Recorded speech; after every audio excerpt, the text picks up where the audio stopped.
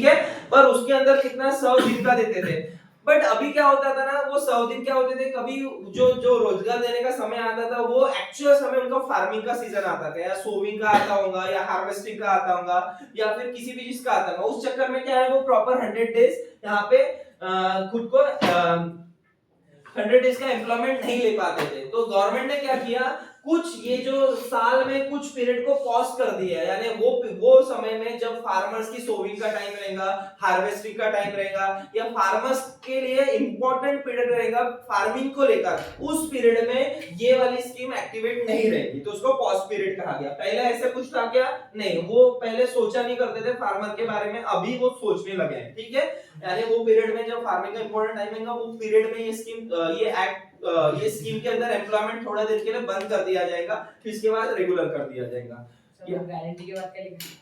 Guarantee for रोजगार and आजीविका mission, और ब्रैकेट में ग्रामीण है, जी फॉर गारंटी, आर फॉर रोजगार, ए फॉर आजीविका, एम फॉर मिशन, और लास्ट वाला जी यानी ग्रामीण। ये सिर्फ रूरल एरिया के लिए है, ये स्कीम अर्बन एरिया के लिए नहीं है, ध्यान रख लेना, अर्बन में ऐसा कुछ स्कीम नहीं आया। ठीक है, चलो जाओ आगे, हम चले। कंट्रीब्यूशन जरूरी है, ये बढ़ गया, ये जरूरी है, और यहाँ पे एक चीज एक्स्ट्रा आ गई, पॉज पीरियड आ गया। पॉज पीरियड समझा सकते हो, फार्मिंग का इंपॉर्टेंट टाइम जो आएगा उसमें ये ये जो पीरियड में जो एम्प्लॉयमेंट थोड़ी देर के लिए पॉज कर दिया जाएगा, फिर से रेगुलराइज कर दिया जाएगा। सेम कंडीशन है बाकी में। चलो नेक्स्ट, मनरेगा के बारे में है। It primarily serve individuals in rural areas, मैंने अभी बताया रूरल एरियाज में जो काम करना चाहते हैं। It known as MNREGA act 2005 के हिसाब से आया था, अभी कौन सा आया है जी राम जी? 2025 के हिसाब से 100 डेज रूरल हाउस होल्ड पर व्यक्ति दिया जाता था। The MNREGA scheme is available Indian citizen, और 18 से ऊपर साल के लिए दिए, जो इंडियन सिटीजन है उनके लिए थी। उसके बाद है the government fails to generate job, people may have to rely on unemployment benefit, it is implemented without contractor और एजेंट इन ग्राम पंचायत। ये भी पॉइंट इंपॉर्टेंट है।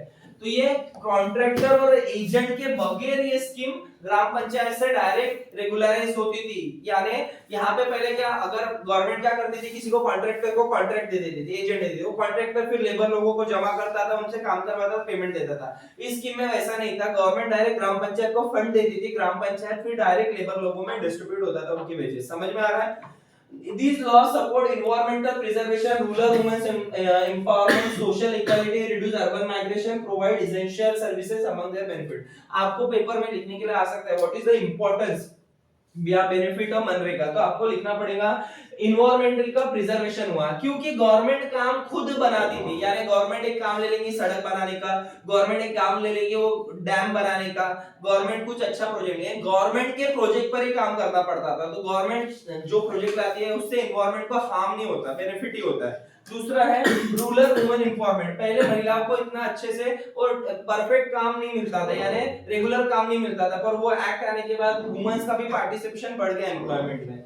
सोशल इक्वालिटी आने के लिए ऑब्वियसली जेंडर के हिसाब से पेमेंट नहीं होता था, इक्वल जेंडर के equal payment for all gender, वो ऐसा पेमेंट था। रिड्यूसेस अर्बन माइग्रेशन, पहले क्या करते थे लोग काम ढूंढने के लिए सिटीज में जाते थे, अर्बन एरियाज में जाते थे, मेट्रो सिटीज में जाते थे। अब ऐसा नहीं रहा, काम उनको गांव में मिलने लगा, रूरल में मिलने लगा, तो अर्बन में जो माइग्रेट होते हैं वो कम हो गया। Provide essential services among other benefit, और जो इंपॉर्टेंट फैसिलिटीज थी इससे वो भी मिलने लगी, एजुकेशन अच्छा हो गया, वहां का हेल्थ केयर अच्छा हो गया, ये सब फैसिलिटीज मिलने के पेपर में आने के चांसेस बहुत ज्यादा है इसके। ठीक है, नाउ क्वेश्चन टाइम, जल्दी से आंसर देना। What is the primary goal of Mahatma Gandhi national rural employment guaranteed act? चलो, to provide unemployment benefit to rural household, उसके बाद to implement a right to work in rural area, दूसरा है to create long term असेस in rural area, चौथा है to promote migration to urban areas.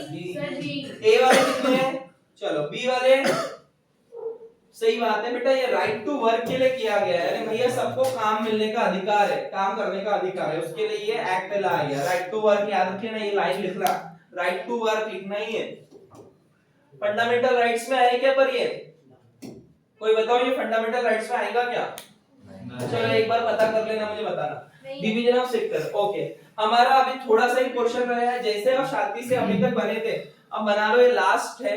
हमने sectors complete कर लिए, प्राइमरी सेकेंडरी टर्शियरी। अभी हमारा ऑर्गेनाइज अनऑर्गेनाइज रह गया और पब्लिक और प्राइवेट रह गया, बस खत्म है टॉपिक। चलो, ऑर्गेनाइज और अनऑर्गेनाइज सेक्टर क्या होता है मैं बता देता हूँ। ऑर्गेनाइज सेक्टर यानी बेटा जो सिस्टमेटिक सेक्टर है, जहां पे स्किल्ड वर्कर आता है, जहां से टाइमिंग फिक्स है, वहां का 10 से 5 जॉब है, वहां पे फैसिलिटीज है, वहां पे पेंशन, ग्रेच्युटी, पीएफ, ये सब चीजें होती है, वहां पे सब छुट्टियां प्रॉपर मिलती है, पैटर्निटी लीव, मैटरनिटी लीव, वहां पे अदर चाइल्ड केयर फैसिलिटी मिलती है, वहां पे सैलरी का वेजेस इंक्रीज होते हैं, वहां पे मिनिमम गारंटीड सैलरी मिलती ही मिलती है, भेदभाव नहीं किया जाता। ये सब ऑर्गेनाइज सेक्टर के कुछ फैक्टर्स है। ऑर्गेनाइज सेक्टर यानी पूरी तरह से गवर्नमेंट कंट्रोल या रूल्स रेगुलेशन वाला सेक्टर, हम अपनी मनमानी नहीं कर सकते। अनऑर्गेनाइज सेक्टर में ऐसा नहीं होता। वहां पे अनऑर्गेनाइज सेक्टर में कोई टाइम फिक्स नहीं है, आपके 10 भी बज सकते 11, उसके लिए आपके कुछ अलाउंस नहीं मिलेंगे,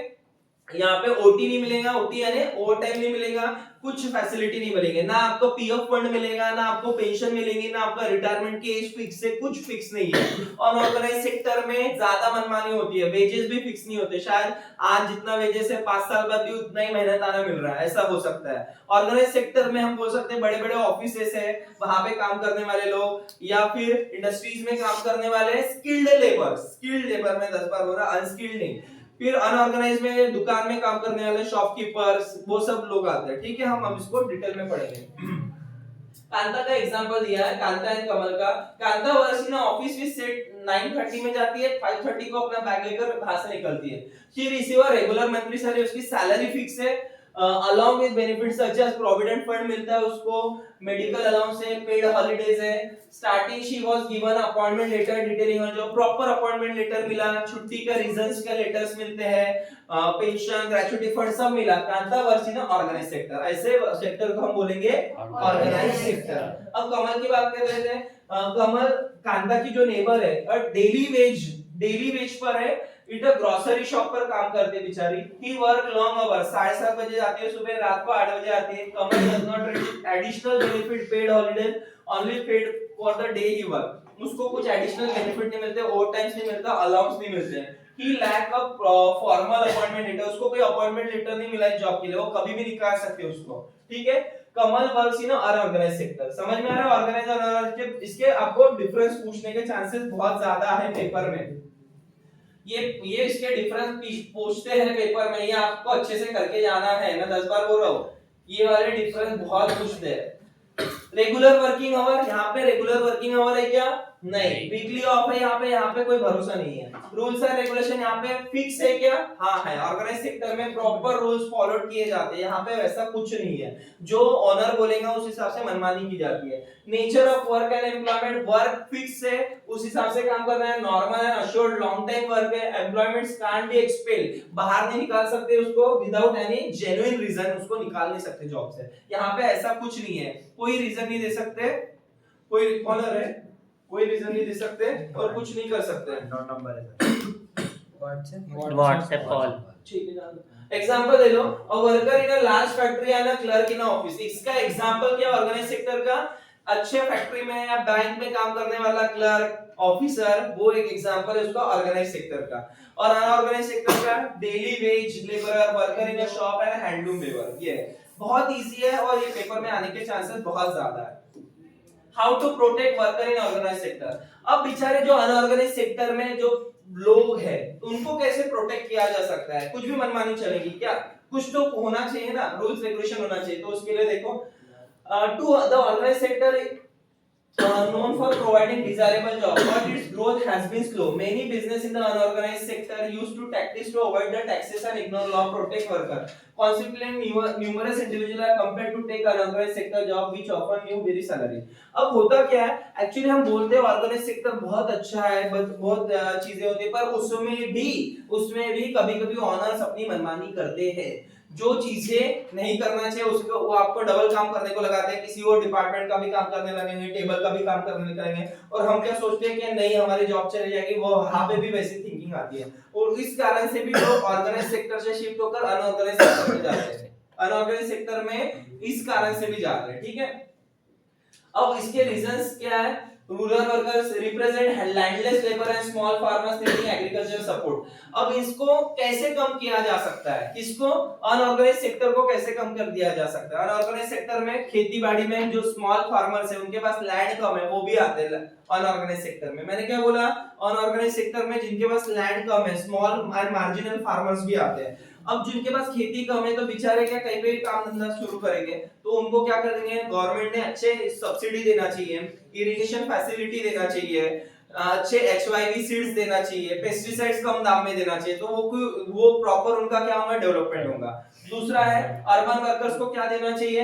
casual worker, small scale industry requiring government है, गवर्नमेंट ने अपने तरफ से कुछ सपोर्ट करना चाहिए, उन्होंने बोलना चाहिए, कुछ रूल्स रेगुलेशन बनाने चाहिए, क्या कुछ बेनिफिट मिल सके उनको, ठीक है। सोशल डिस्क्रिमिनेशन कम करना चाहिए। सोशल डिस्क्रिमिनेशन यानी highlight the challenges faced by schedule caste tribes in low paid and education. यहाँ पे हमें दो चीजें आ गई, शेड्यूल कास्ट एससीज और STs, schedule caste and schedule tribe. अभी की बात नहीं है, बहुत पहले से उनके साथ भेदभाव किया जाता है, डिस्क्रिमिनेशन किया जाता है। उनको पहले तो प्रॉपर जॉब्स भी नहीं मिलते थे, उनके जॉब फिक्स के या उनको गटर साफ करना है या लो लेवल के काम करना है, ऐसे किया जाता था, पहले की बात है, अभी तो ऐसा नहीं रहा। तो उन गवर्नमेंट ने इसमें इंटरफेयर किया और उनका सोशल स्टैंडर्ड बढ़ाया, ठीक है। उनके लिए ये जो डिस्क्रिमिनेशन पॉलिसी खत्म कर दी, और ये गवर्नमेंट ने इसमें इंटरफेयर करना अभी भी जरूरी है। अभी सोशल डिस्क्रिमिनेशन नहीं हो रहा, पर जेंडर इनइक्वालिटी होती है। जेंडर इक्वालिटी यानी मेल फीमेल का मेहनताना कम डिसाइड किया जाता है। आज भी देखो आप, चलो आप मूवी तो देखते होंगे ना, मूवी में आप एक एक्टर और एक्ट्रेस के पेमेंट देख लो, एक्टर्स को शायद एक मूवी के लिए 20 करोड़ या ज्यादा भी मिलते होंगे, और एक्ट्रेस को 2 या 3 करोड़ मिलते हैं। तो वो भी एक चीज है, देखो कितना बड़ा डिस्क्रिमिनेशन है, ठीक है। तो ये भी चीजें होती है, या फिर बहुत सारी चीजें हैं भैया। ये सब चीजें करने से और क्या होगा? अनऑर्गेनाइज्ड सेक्टर्स में डेवलपमेंट आएंगे और उनकी स्थिति सुधारेगी। यहाँ तक समझा क्या? चलो, सेक्टर्स इन ऑनरशिप, ये लास्ट टॉपिक है इस चैप्टर का।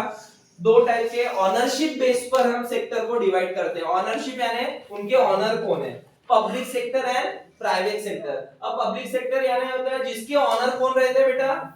जिसके ऑनर एंड कंट्रोल गवर्नमेंट के पास रहता है, government on most assess and provide services.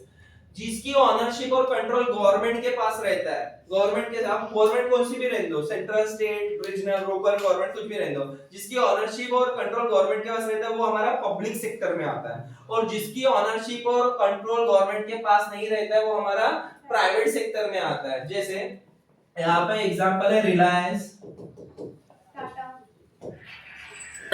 Adani, Tata, बाटा भी है, और यहाँ पे आता है इंडियन रेलवे, इंडियन पोस्ट। समझ में आ रहा है ना? ये सब उसके एग्जांपल है। डिपार्टमेंट कोई ये कंपनी नहीं है ना, वो इंडियन रेलवे वगैरह सर्विस देती है ना। चलो लिख लो, इनकम टैक्स भी आ जाएगा, गवर्नमेंट के डिफेंस आ जाएगा, एजुकेशन डिपार्टमेंट आ जाएगा, वो कैसा है, हाई मिनिस्ट्री आएगी ना, मिनिस्ट्री आ जाएगी। पर्पस, ध्यान दो, purpose focus is on public welfare. इसका मेन मोटो क्या रहता है पब्लिक सेक्टर का? पब्लिक वेलफेयर पे फोकस करना, सोशल वेलफेयर का फैसिलिटीज के ध्यान देना, इररिस्पेक्टिव क्या उनको प्रॉफिट कमाना, ये मोटो नहीं रहता। किसका? गवर्नमेंट सेक्टर का या फिर पब्लिक सेक्टर का प्रॉफिट कमाना मोटो नहीं रहता, लोगों की भलाई हो, ये हमारा मोटो रहता है। फंडेड थ्रू टैक्सेस, यहाँ पे इनका एक्चुअल कमाई का जरिया क्या? टैक्स वगैरह, लेवी वगैरह, ये जरिया है। रेलवे कोर्स इसमें आता है। गवर्नमेंट रोल्स क्या यहाँ पे? Infrastructure development. गवर्नमेंट क्या करेगा? इंफ्रास्ट्रक्चर डेवलपमेंट करेगा, road, bridge, railways, harbours, electricity generation, ये सब आता है। हाँ, इसमें एमएसईबी वगैरह भी आता है, महाराष्ट्र स्टेट इलेक्ट्रिसिटी बोर्ड वगैरह ये सब भी आता है।